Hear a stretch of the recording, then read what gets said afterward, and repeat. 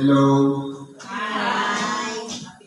sa pangalan po ng dakilang Panginoong Jesucristo, isang mapagpalang araw sa bawat isa.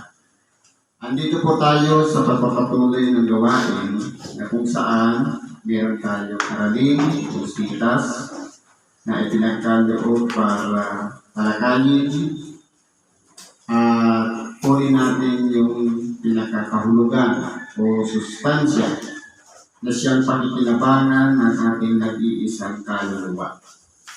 Sabi po dito, "Bumunting mga anak, ito ang huling oras na kaya ng inyong narinig na darating ang Antikristo. Kahit ngayon ay lumitaw ang maraming ng Antikristo. Kaya nga, nalalaman natin na ito na ang huling oras." Ngayon po, kung mapapansin natin, ito ay sinulat ni Apostol Juan. Mga 2,000 taon na ang nakalipas. Mula noon, meron ang tinatawag na mga Antikristo. Paano po natin nalalaman yung Antikristo? Yung mga tao na nakikiisa sa programa ni Kristo, sila yung natay Kristo. Pero kung halimbawa, may programa tayo dito sa loob, tapos wala ka dito, ang tawag ng antay, against, tumututol kay Kristo. Kaya kung mapapansin natin, noon pa, mayroon ng Antikristo. Tinatalakay ang mga aral o turo ni Kristo. Kumbaga, mayroong tumututol, mayroong hindi nakikisa. Kaya ang paglilinaw po ng pag sinabi mong antay, against, hindi nakikiisa sa programa. Kaya po, tinatawagan ko nga yung nasa labas na pumasok para malaman natin na tayo lahat na kay Kristo. Dahil yan po ang katotohanan dapat natin ginagawa. Sabi dito, sila ay nangagsilabas sa atin. Yan po ang kasama sana natin, pero nagsilabas. Maraming bagay po kasi yung nagsilabas. Halimbawa tayo sama-sama dito sa templo. Tapos, maliban lang yung personal na pangangailangan mo, lumabas ka, okay lang. Pero kung halimbawa, mayroon tayong programa na tinatalakay ang paghahari ng Diyos o Ebanghelyo, tapos nagsilabas ka, hindi ka sumama sa programa para makinig ng Ebanghelyo, malinaw na sinasabi na yun ang against kay Kristo. Sila'y nagsilabas sa atin, ngunit sila'y hindi sa atin. Kaya, nakikilala mismo ni Kristo yung sariling kanya. Kasi ang tunay na tupa ni Kristo, nakikilala ang pastor. Nakikilala yung aral o turo, pinapahalagahan, at tinatanggap ng tainga at pinagnilay-nilayan. Kaya po, kung mapapansin natin, tinuturo po sa atin dito ng ating dakilang Panginoon sa pamamagitan ni Apostol Juan na dapat sa oras ng programa, Sabado man yan, o Linggo, dapat intact tayo sa loob ng templo. Kasi po, yun ang pagkakakilanlan ng nakay Kristo. Ngayon, kung halimbawa, ayaw makinig ng Ebanghelyo, against na kay Kristo. Kasi hindi naman ako kalaban. Tagatalakay lang ako ng Ebanghelyo. Nang sa ganon, maunawaan natin na dapat ang pakikiisa sa pakikinig ng Ebanghelyo importante po sa bawat isa sa atin. Sabi po dito, ngunit nagsilabas upang sila'y mahayag na silang lahat ay hindi sa atin. Kaya po, importante talaga yung pagbibigay natin ng oras. Kasi halimbawa, umalis tayo sa ating tahanan, nagbigay tayo ng oras papunta rito, tapos wala ka naman sa loob. Ang mangyayari niyan, nagparaan at pumunta ka dito. Kung hindi ka naman makikiisa sa pakikinig ng Ebanghelyo. At kayo'y may pahid ng banal. At malalaman ninyo ang lahat ng mga bagay. Totoo po. Yung pagtatalaga sa atin, yung paghirang, yung pagtawag sa atin, mga pamamaraan yan, para tawagin tayong may pahid ng banal. Hindi ko kayo sinulatan ng dahil sa hindi ninyo nalalaman ang katotohanan, kundi dahil sa inyong nalalaman at sapagkat alinman kasinungalingan ay hindi sa katotohanan. Magkalaban po kasi yan. Kasi po, ang ipinangangaral ng ating dakilang Panginoon, katotohanan. Palagi niyang sinasabi, katotohanan, katotohanan sinasabi ko sa inyo. Sa makatuwid, siya mismo ay nagpapatunay na katotohanan ang ipinangangaral niya. At meron ding sinungaling. Walang iba, yung ama ng kasinungalingan, ang diablo. Kaya kung mapapansin natin, sa isang kongregasyon, hindi po talaga dyan maiaalis na mayroong tumututol o hindi sumasang-ayon sa programa. Kasi kahit na noong panahon ni Kristo, pinagtiisan niya si Judas Iscariote. Bagamat alam niya, kilala niya ang ugali ni Judas Iscariote na nag-traidor sa ating dakilang Panginoon. Pero pinagtiisan niya. Dapat naman tayo, pagtiisan natin. Kung tayo man nasa isang kongregasyon na hindi pare-parehas ang pananaw, hindi pare-parehas na nakikiisa sa programa ng Diyos. Sabi nito, sino ang sinungaling? Kundi ang tumatanggi na si Jesus ay siyang Kristo. Ito ang Antikristo, sa makatuwid ay ang tumatanggi sa Ama at sa Anak. Ngayon po, pinapaliwanag dito yung Ama at Anak. Halimbawa, sinasamba natin si Kristo, pero hindi kasama ang Ama, sasabihin natin na Antikristo tayo. Kasi dapat intact po yan. Sa makatuwid, yung Espiritu Santo ang nagpapatutuo na ang Ama at ang Anak ay magkaiba. Kasi kung titingnan mo, sinugo at nagsugo. Hindi naman pwedeng suguin mo yung sarili mo. Kaya kung mapapansin natin, para makuha natin, ano ba ang kahulugan ng, para maunawaan natin yung Ama at yung Anak. Sabi ng ating dakilang Panginoon sa paglalang, lalangin natin ang tao ayon sa ating wanis, ayon sa ating larawan. Ngayon, ano ba ang taglay ng isang tao? Ang tao ay mayroong tatlong sangkap. Una, espiritu. Ikalawa, kaluluwa. Ikatlo, katawan.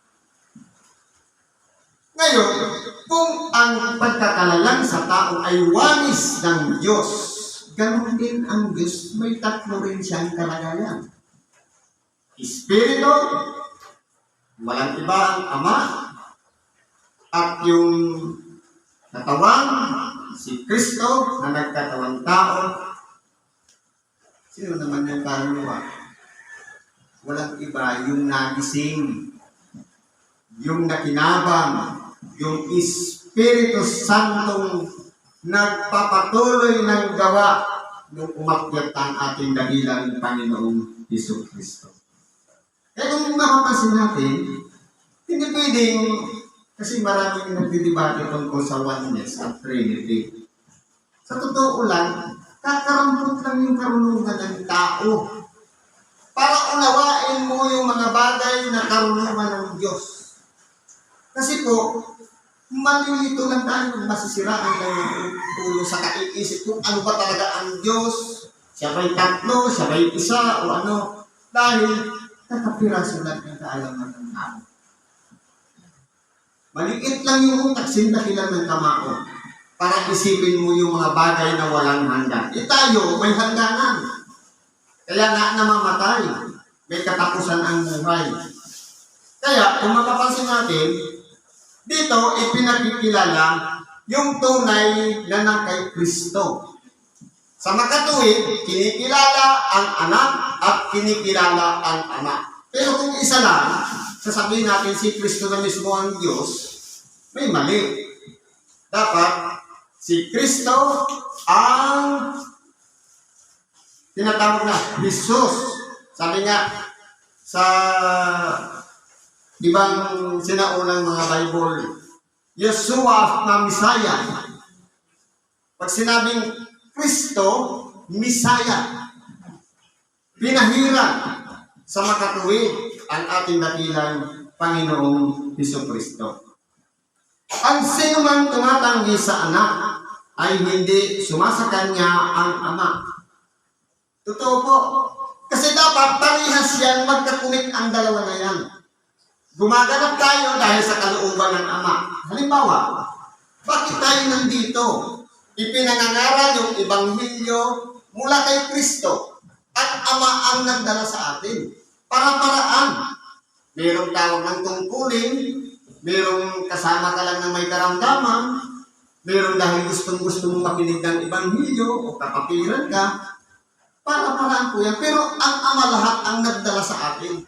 Kung baga katulad tayo ng mga bato na pinulot kung saan-saan at pinagsama-sama sa buhok na ito para dakilain ang Diyos at papurihan siya at sambahin natin siya sa kanyang pangalan. Kaya po, magkasama siya. Yung programa ng anak na Ebanghelyo at yung ginagawa naman ng ama na pagsama-samahin yung mga makikinig ng Ebanghelyo. At ito ang pangakong kanyang ipinangako sa atin, ang buhay na walang hanggan. Hindi ba napakasarap? Pangakuan tayo ng Diyos ng buhay na walang hanggan. Sabi nga, kung sa buhay lamang na ito kayo nagsisiasa, kayo na ang pinakakahabag-habag. Halimbawa, ang inaasahan lang natin yung pagkain para bukas, isang linggo, isang buwan, hanggang doon lang, tayo nang pinakakahabag-habag. Pero kung inaasahan natin, yung nag-iisa nating kaluluwa, tatanggap ng buhay na walang hanggan. Imagine, walang hanggan. Sino ba ang ayaw nun? Yun nga lang low, na unlimited, tuwa na tayo, yun pa kayang buhay na walang hanggan. Pangako po yan ng Diyos. Isinulat ko sa inyo ang mga bagay na ito tungkol sa mga may ibig na magligaw sa inyo. Ito po ang iwasan natin.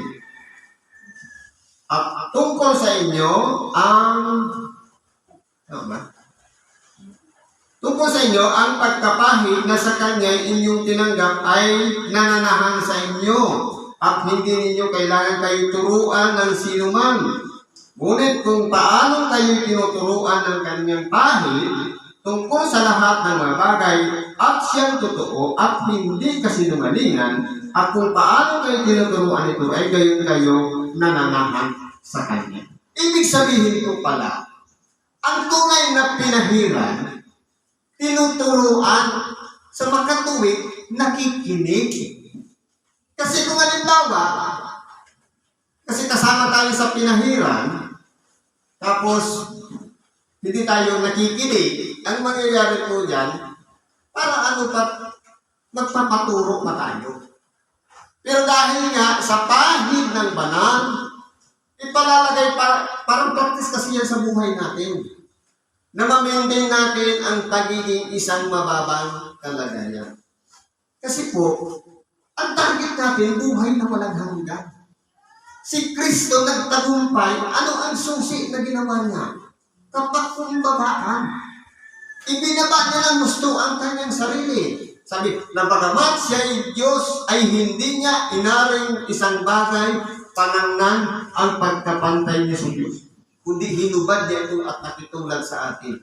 Nabuhay na isang alipin hanggang sa kamatayan sa krus. Ibig sabihin, si Kristo ay nasa pagsunod din ng programa ng Diyos.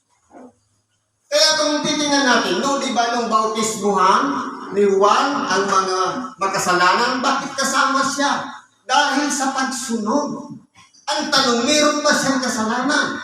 Wala po siyang kasalanan. Pero dahil sa pagpapasakop, kinakailangan niyang sumunod para maging halimbawa sa mga tao na dapat, hindi tayo dapat tumututol sa programa ng Diyos. Ganun po yun. Kaya si Kristo, tinanggap niya ang bautismo sa tubig. Kaya po, ang pananahan kay Kristo ay tinuturuan at nananahan. Pag sinabing nananahan, namimintin yung sarili natin doon sa programa ng Diyos. At ngayon, mamunti kong mga anak, manahan kayo sa Kanya upang kung siya'y mahayag ay magkaroon kayo ng pagkakatiwala. Yung mananahan ko kasi, isa pong bagay yan na mahirap gawin. Yung i-mantinin natin yung sarili natin sa Kanya. Pag sinabing manahan, i-maintain. Kung ano yung palagi natin ginagawa, na aktibo tayo, yun lang. Sundan lang natin yung paraan na kung paano galing tayo sa isang mababang kalagayan na tayo yung pinatawad ng Diyos, i-maintain lang natin para yung kapakumbabaan mananahan sa buhay natin. Kasi po, kung halimbawa, kung tayo po ay natuto na, absorb lang ng absorb. Kasi po, ang aral o turo ng Diyos, pagtungo doon sa buhay na walang hanggan ang target natin. Siyempre, ang aral niya, ipinapractice natin, papunta din doon sa buhay na walang hanggan. Kaya, yung pakikinig ng Ebanghelyo na hindi nagsasawa, isa pong practice yan para masunod natin ang kalooban ng Diyos. At ngayon, mumunti kong mga anak, manahan kayo sa Kanya upang kung siya'y mahayag magkaroon kayo ng pagkakatiwala at huwag kayong mga pahiya sa harapan niya sa Kanyang pagparito. Ngayon po pala, kung papapansin natin, hindi ba meron tayong taglay na Espiritu Santong gabay sa bawat isa sa atin? Sa tingin ba natin, kapag hindi tayo nag-active o nag-active man, nakinig man kung hindi siya nakasulat sa aklat ng buhay? Sa totoo lang po, nung tayong gawin natin si Kristo, nung tayo magsisi ng ating mga kasalanan, mayroon ng palatandaan sa atin yung Espiritu Santong gabay. Siya ang nakakunik doon sa Ama. Kaya hindi natin maikakaya na sasabihin natin, hindi ko narinig yung Ebanghelyo yan. Dahil lahat ng ginawa natin dito sa ibabaw ng lupa, mabuti man yan o naging masama, nakasulat yan sa aklat ng buhay. Kaya pagdating sa paghuhukom, hindi na natin kailangan ng abogado para magdepensa na gumawa tayo ng mabuti. Dahil yung Ebanghelyo mismo itinanim sa ating mga pag-iisip at sa ating puso, doon tayo hahatulan. Kung nasunod natin o hindi yung aral na ating tinanggap. Kung nalalaman ninyong siya'y matuwid, nalalaman naman ninyo na ang bawat gumagawa ng katwiran ay ipinangyari niya. Totoo po, alam natin, ang Diyos, kahit si Kristo man ay matuwid, wala siyang kasalanan. Ngayon, kinakailangan din malaman, naggumawa din tayo ng matuwid. Hindi ibig sabihin na gumawa lang tayo ng matuwid sapat na. Kundi, dapat yung katwiran na yan ay bunga na lang ng pagkaligtas. Yan ay biyaya na lang na ipinagkalog sa atin bilang tatak na tayo'y sumusunod sa Kanya. Kumbaga, yung ginagawa natin katwiran, hindi sa pagpipilit natin gumawa ng matuwid, kundi resulta na lang ng kaligtasan tinanggap natin. Sabi nga, sa ibang parte ng kasulatan, kayo'y nangaligtas hindi sa inyong sariling mga gawa, kundi dahil sa habag upang walang sinumang laman ang magmapuri. Ibig sabihin, hindi natin pwedeng ipagmalaki na magandang yung ginawa natin ngayong 2025 at ngayon naman 2026. Maganda yung naging nagawa natin o kabutihan na sa ating kapwa, hindi natin siya pwedeng ipagkalaki. Dahil galing lang tayo sa isang maruming kalagayan na kinahabagan. Na ngayon, dapat natin pananatilihan yung habag na pinagkaloob ng Diyos sa bawat isa sa atin. Na tayo'y naging isang kasangkapan pinakikinabangan upang maging daluyan ng kapangyarihan at nang sa ganon maipangaral ang salita ng Diyos sa lahat ng hinapan. Kaya tayo'y nandirito at nagbabahaginan ng tinatawag na Ebanghelyo. Siguro po, nandito na lang ang pagkikibagay natin sa oras na ito. Pagkat dumating ng oras, salamat sa Diyos at anuman ang ating kahilingan, pagkakawala natin sa Diyos sa ngalan ni Kristo Jesus. Salamat at mapagpalang araw sa bawat isa.